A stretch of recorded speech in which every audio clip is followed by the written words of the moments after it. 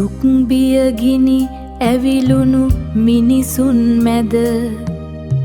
නිවුණු සිතින් ඉන්නට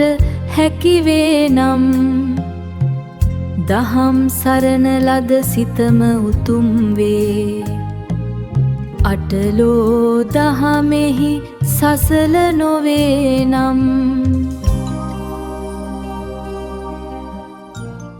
දුක් බිය ගිනි ඇවිලුණු මිනිසුන් මැද නිවුණු සිතින් ඉන්නට හැකිවේ නම් මහලු භවයේ බැරි කම්මතුවන විට සදහම් සවියෙන් සිත සවිවේ නම් ලෙඩ දුක් මැද අසරණ වන මොහොතේ සදහම් මොසුවෙන් සිත සැනසේ නම් දහම් සරණ ලද සිතම උතුම් වේ. අටලෝ දහමෙහි සසල නොවේ නම්